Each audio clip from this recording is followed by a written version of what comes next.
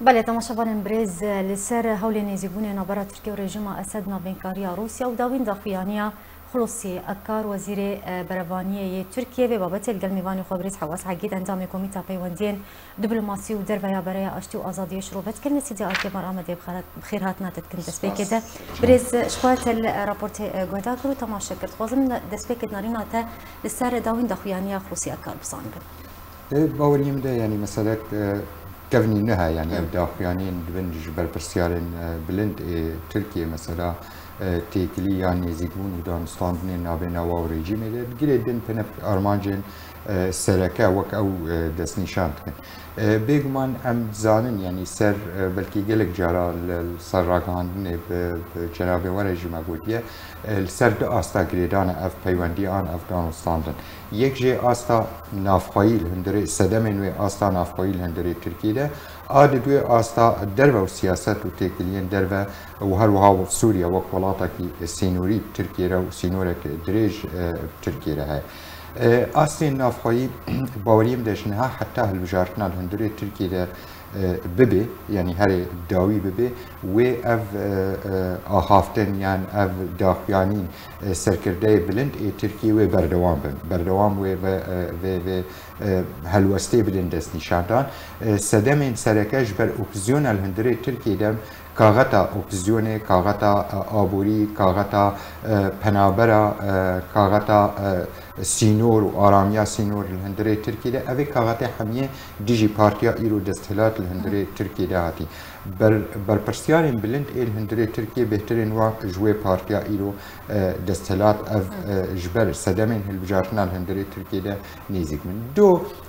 نکوکی هنه نابینا غربی ام بیجن امریکانا و یکیتیا اوروپا و نابینا ترکیه ده سرگلک مجارا او دبي صدم تركيا الجلك استاده المخابن الاليه ولاتن بجدقر ريجيما سوري را وقت نمونه ام بيجن روسيا وايران بروا تشيش بروا تيكليا وبيجمان جلك ملفات دي جدا جدا هنا لي نافاروكا وادا يعني هذا ام وكر چرانگی لید نیرن ام وکرد آستانگین بین پیشیامه یان زحمتین بین پیشیامه نیزیگبونا نابینا رژیم آن دستهلات و ولاتا ده ویچبن بگمان مطرسی جدی جهه نتنی بس وکرد لیب طیبت وکرد ملت سوری تمامی اون زانن 12 سال سر شورش سوری را درباز بن مليون خلق سوري پنابرن بصدي هزارة كشتي گرتي وقت بيجي الهندري زنداني في رجيمه ده تيكلي و دانستانين تك آلي یان نزیکبونا به رژیم ده تجاری ناکوه نبر جواندیان ملت سوری ده باوری مده حتی ترکیه وقت دولتک جیران جی ناکوه بر جواندیه ده اجبر سبب نارامیه هیا در دورا یعنی السوری تمامی ده و به سبب نارامیه یان دستوردان یان دربازبونا ترکیه و حتی ولات دیجی الهندری سوری ده صدمه همه هر افریجیم بو صدمه هر تشتکی ایرو سوری چیدوه تيكليه في ريجيمه باوري مدى تجاري نا آرامية نج ملاتي سوري رتيني نج ولاتي دردور رتيني شو ما بين السربي خليجي بريز حواس شخوتا قوت يعني برنا كوكين تركيا بولاتين روش آفايرة إدي بري خود ده ولاتين كوبشتوانيا ريجيما سوريا تكرمينا إيران وروسيا تبحث كر شخوا چندين جوين وهوديتن لسر أستا استخباراتي نبرا تركيا وريجيم أسد هاتنا أنجام دان دداوية صالي جوينك سي آلي لسر أستا وزير برواني جي تشيبو بي بجدار بونا إيران دوي جوين هدنها پیشان دروجان شخوا بیجن سرگی لاوروف وزیر دروی روسیه راگهان یعنی تبلی بونا ایران دانو ساندرن وینیزی بونه ده یعنی جبر چه ندی دست پیک ده اف راگهاندن چه بو یعنی اف تبلی بون چه بو چه من هذا سدما ویکی چی یعنی و ام هنکی روشا دریش آقونا غنتیره درباز بوی هکم بیجن ولاتن گرانتورش بنسانا و اسیتانا ده هنک هفدیتن نابینا گروپ چکدار و نابینا رژیم ده هجده قوناخ اسیتانا چکرنا سوچی تم سه ولات بحبركم يعني ام بيجن روس تركي ايراني اف هر سه ولات وك بنجها دانينا اسيتانا بويان واقونا بونا الهندري اسيتانا وحتى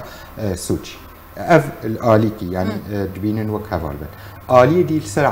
لسر عرضه ایرو هیزن لشکری ایل سر عرده هنه هیزن جدا جدانه بگمان ایرانی و میلیسیات پیوه گریدانه برانگه کی قوت الهندره سوریا دا جیه خود بینن نتنه دفره کی تنی الجلك دفرين جدا جدا الهندره سوري ده بگمان آمده نمونه ام بيجن تجربه درعای يعني جنوب سوريا زلاله ايراني وقت خوازن تبلي روس هناك الهفكرين وفيلق بينجا آواكر وتيكليه نابنا وجروبين تشكدار هناك الهفكرين بريا روسيا وبنجافديريا روسيا ده بريجيم رهاتن كرن سر اساس دستلاتك الوي دفريده او خلقي بباريزن لي ايرانيا وقت خوازن ناراميه پیدا كن جبروي كي ليستوانكي باوريه مده بگمانه مده نسبتي روسا وقت خوازن ورن یان ترکی جی وقتی خوازن ورش بر لیستوانه که وقتی نشریک بمکنه خراب که او پیمانین او يعني شوا برز دنگن هنا شرو وكارن سياسي دبيجه بي اريكرنا ايران تجاري ابني زيبون ادنا برا هردو اليان ده درست نابه قالوا راست افيك واجر ابني زيبون درست بو ام بيجن ايران وبچرو لكي ببينه بتايبت درباري دوسيا سوري بگشتي ويا دوسيا پنابران بتايبتي ببينه ايه گمان امده ایران خو قبول ناکه و لیستوانه کی خسری روشا سوری بگشتی درکوه و جغینی ولو دوینی اف رژیم یان اف دستلاتا های الهندره سوری سدم ایرو سیاست ایرانی السرگلک آستا کاری الهندره ولاده جیب که یعنی هناك دور گوهرتنی دیموغرافی وکچاوا ام بیجن نمونه ترکیه الدوري اللي هنا جورتني ديموغرافي تشيل عيني نمونه دوري ايران اللي هنا جورتني ديموغرافي تشيل بكرينا عرضا مال ملكي خلكي هروها ريفادان البيشيا ايراني جويدي حتى بدي بيروت او وك بروجيت وي كفني نها يعني او بروجيت تخوازي دستلاتك يعني خلكك بكاري وا اجنداتي وي بيكين بيغمان ايرو بشتي 12 ساله ايران برانكي دي زخمتر السر عرده الجغرافيا السوري بلاب وميلسيات بيفهات نجريدان سياسة تشيعي آل هندري سوريا دا تشيكريا از باورم يعني بإيراني براستي نممكن هناك مسائل ريفهرن مديد مثلا نمونه از هناك نمونه بيجم يك شوان نمونه وقت خواستن تركي وروسا سر هناك دفرا الهفدو بكن جبر چند گوندین شیعی الوی دفریده بو ایرانی قبول نکرد و نهشت او پروژه عن شرک لشکری هندره وی دفرید چه به بن حجتا پاراستنا شیعه الوی دفریده به شیعه وقت خلق دی عن شرک دی آن اف پیمانا نابینا روسا و ترکا وقت چه به صدمه تهدید شیعه الوی مسئله ده و خود بینه خودی شیعیان علویان ایل هندره سوری ده و هر وها سیاست ها مجبری گودریش جبرویه که ایرانی ایرو نتنه مثلا بزخم بونا خواه لشکری الهندره سوری میلیسیات خواه بنگه هک جواکی جی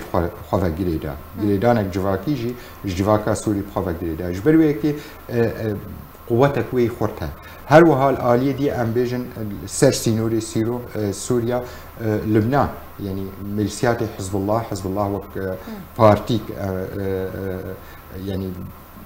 قوتها الباشور اللبناني ده وهر وها الهندري سوري ده جي او جي وك ايراني تفازن كارتكي ميليسيات الفيدي العراقي بيبا جريدانا كارت كجبروي كي مطرسيا فا ولاطا يعني داخازا فا ولاطا شريك بيج برتشي اول هفكي بكارن ببن سري يعني برجواندي واجي بن برشافخا اجي بيجم ليزوانك جرينجا الهندري سوري ده جبرت روشاتي ده تشيدبي ليه تفلي ويجي باوريه مده ايرو روشا سوري گشتي بي ام وگرن یا اول ما گفت برجواندی ملت سوری داخواز ملت سوری پیدا کرنا آرامی الهندره سوری ده لی روشا سوری هموجی بریار ناف دولتی گریده ولات ندی هنه بی ولاتا گلو ممکنه پیمان دو ولاتا تنه بهور یان سه ولاتا یان چهار ولاتا بهور هر سری داخواز ملت سوری تکرن برجواندین ملت سوری نمال برچاواوری دیتن راسته یعنی ایرو گلک ولاتا مخابن برجواندین خوا دانه پیشیا برجواندین مافی باش اگر ام بحث امریکا بکن یعنی ولاتك زلهزه قالوا يري بدك وافني يكون ادنا برا هرد واليان تدرس ببه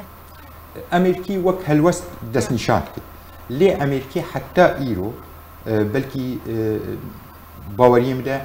او هلوستاوی او داخویانیوی او داخوازنوی گلو تیرت که چاره سرکرنا سیاسی بروشا سوری گشتی بخوربینه نه باوریم ده تیره نکی ویرانگی بردوامیاوی ویرانگی ده تیره نکی اوروپی به امریکا تقاوی ناوش هناك ولاتن عربا باوریم ده حاجتی رولك دي اكتيفتر المسألة روشا سوري ده كاربين لي امريكي دفرا ايرو دفرك هي بن كنترولا ويدا بن شافديريا ويدا برغاوي بريفاتشي سروريا هبيمانا ناف دولتي ديجي تيروريتكي امريكي ايرو تني استكار نافيكم چاوانه وی دوره ریوه ببه اداره بکه نتنه چاوا چاره سرکرنه بینه حتی انها باوریم ده الهفکرینک ناف دولتی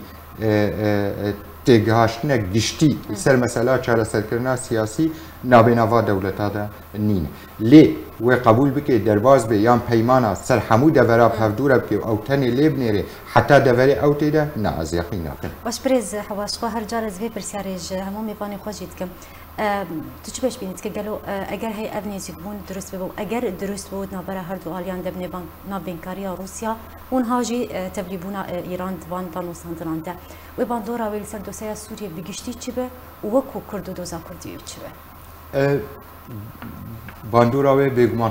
خراب یعنی خراب سرگلک استا خراب استا جی بشکش اوکزیونی نه اوکزیون گشتی بگمان بشکش اوکزیونی ائتلاف وەک بارەگەهێوێ بنگەهاوێ ترکی بەشێک مەزن پەنابەری سووری جێخال هەندرێ ترکی دەبین هەروەها دەڤەرێک و ناودە دەڤەرنە پارچەنش کوردستانە سووری بن کۆنترۆلا ترکی هەفکردن چێبێ گەلو ئەو هەفکردن وێ دەمانات چه هەبن خەلکێ غوڵتە و دەرعا و حەمسێ ڤەگەر سەروار و ملکێ کێ پاراستنا وا بکێ کی پاراستنا جیانا وابکه جوی رژیمه گلو ترکی کاری گرانتور بده یان روس کاری گرانتور بده جبری اینها پیمان چبونه مدید نه کسی که نکاری پنابرک لبنان دوگره تی درباز به سوری پشتی 10 روزا ام دبین یان گرتیه یان کشتیه یان زانم یعنی اف رژیمه کو که دبیجه ناستیده بگمان اف الاسکیده و رژیمک باوریا و چاره سرکردن سیاسی و پیشوچونا چاره سرکردن سیاسی و دانستاندن و تیکلی ملت سوری وک ملتکی وک کساتی وک گروپین جدا نتوول حتی انها باوریا خوا بینانی اف رژیمه هشت قناغن دانستاندن کمیته دستوری چبونه رژیم نه پیکاتی بو یک گاول برو مثلا چاره سرکردن سیاسی ولی و ایرو وقتی ولات ورن پیمانا بکن و وقت دستلاتا کی روا ببینن بگمان آمده و باندورا کی گل کی زحمت لسر ملت سوری هد مثلا کرد وقت مگود دورین ایرو مخابن کردستان سوری دورا جدا بوا یعنی